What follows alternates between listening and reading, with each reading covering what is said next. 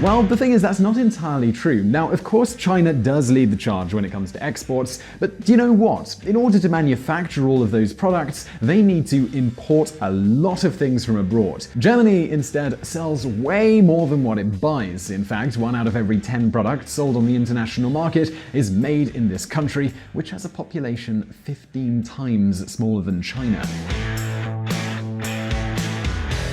Yes, we all know those big German car companies like BMW, Audi, or Volkswagen, but there is way more than that. If you don't believe me, well, just consider your mobile phone. And I know, on the back it's going to say something like assembled in the People's Republic of China, but I'm not talking about this. I'm talking about if you open up that phone, you're going to find a bunch of microchips inside. As an example here, that chip that makes your phone tilt, when you rotate it and the screen matches up, that's probably most likely made by a German company called Bosch Sensortech. But not only that, many of the robots used inside these Chinese factories assembling these phones are probably made in Germany.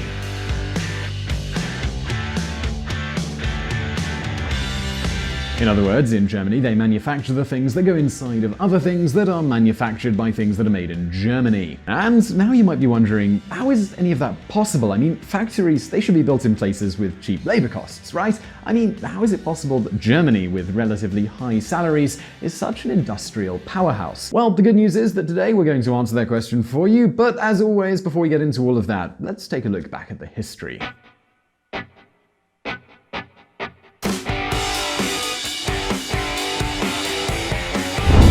Liberalism. After World War II, Europe was pretty darn destroyed. Countries like Italy, France, Western Germany, which was the capitalist side of Germany, they got a massive money grant from their good friend Uncle Sam.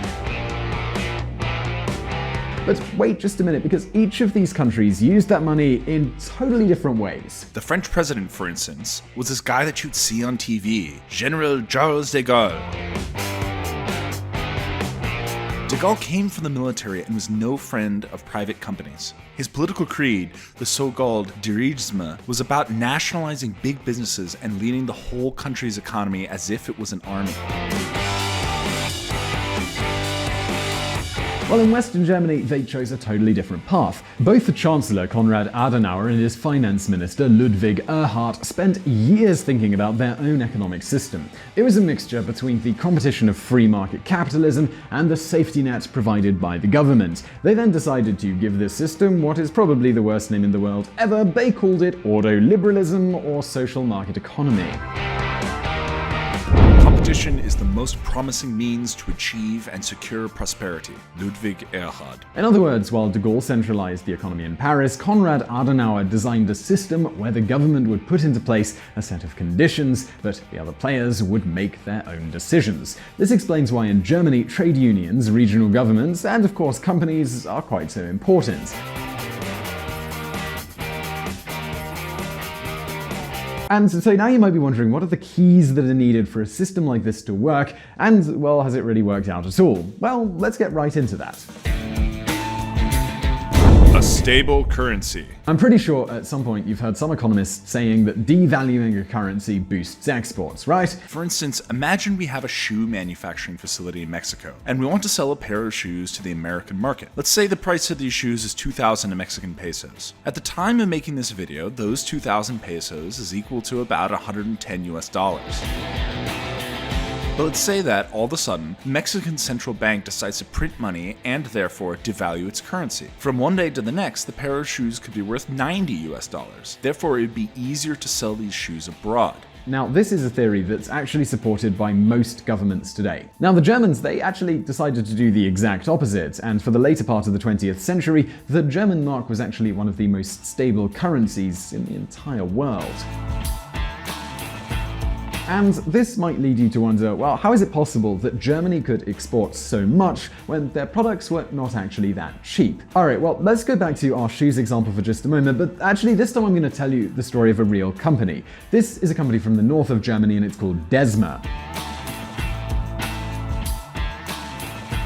It's not a particularly big business, it has around 200 staff. Now, this company started right after the war, being founded in 1946, and they specialized in making machines for shoe manufacturing. Now, in order to do this, they needed to import lots of machines from the United States, and thanks to having a stable currency, the price for importing those machines, it was relatively low. They then decided to rent a facility because at the end of the day, since there was no inflation, rents would not go up, and they could calculate the future cost of this space reliably.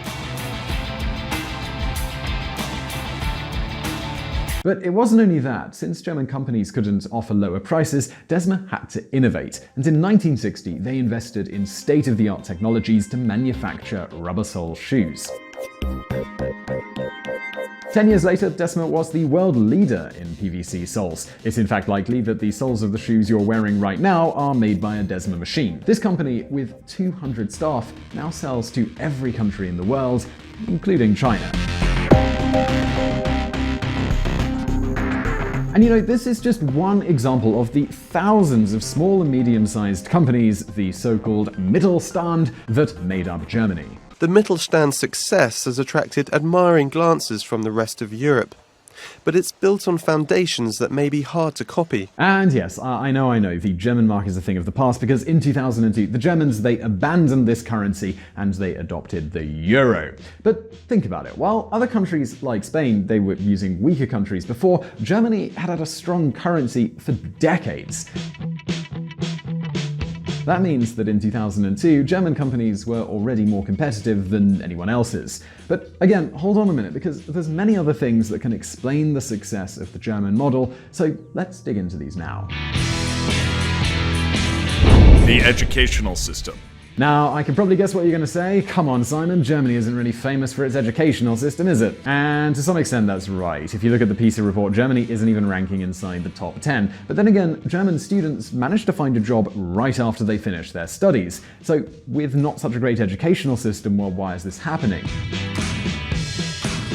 Well, the answer to that actually lies in their vocational training system. Now, let's imagine you're a high school student in Germany and you don't want to go to university. So instead, you decide to study to become a plumber. Well, from the first moment, you're already going to be working for a company which has an arrangement with the school. This means from Monday to Wednesday, you go to a classroom, and from Thursday to Friday, you go to the company's workshop. There, you would be trained by the experienced plumbers, and you would get a salary of between $300 to $500 a month. And this salary is actually pretty important because it means that the company that are paying you really want to make you work. I mean, otherwise the firm's pretty much just throwing money away. And the outcome of this is that German students know how it is to be in a real-life working environment. In fact, many of them actually remain in the company where they did their training. And of course, those German firms, in exchange, they get well-trained workers. And now that we're on the subject of workers, let us move on to another key piece of the German system. German trade unions. In other countries like France or Spain, most of the labor laws are made by parliament, but that's not the case in Germany. Until 2015, Germans didn't even have a minimum wage. Salaries were negotiated by trade unions and employers. In Germany, syndicates are extremely important. Actually, those big companies like Audi or BMW with more than 2,000 workers are required to have union representatives on their administrative board. Consider this. Siemens has 10 shareholder representatives on their board, and therefore, they must have 10 people representing the workers. Remember this one, because it makes a big difference. In Spain, there's an example of another country, a big company like Telefonica has no trade union representatives on their board of administration. Trade unions can only participate in another body, which is called the Company Council, and they can only speak about matters that affect salaries or working conditions. Now, by contrast, in Germany, trade unions have a voice on every decision that the company makes. When Siemens wants to start operating in a new market or launch a new product, they have to ask the shareholders, of course, but they also have to ask their trade union representatives. Now you might be wondering, isn't this just bad news for the company? I mean, we pretty much take it for granted that unions and companies not exactly best friends. Well, it doesn't actually have to be that way. Think about it for a moment. Thanks to this setup, Siemens and BMW's workers, they know whether a company is doing well or whether they're losing money. And of course, when things are going bad for the company, they can make compromises, like reducing their working hours instead of being fired. to cut working hours at German facilities. This explains why, during the financial crisis of 2008, German companies didn't fire a large number of people. And, well, this is good for the workers, and it's good for the company.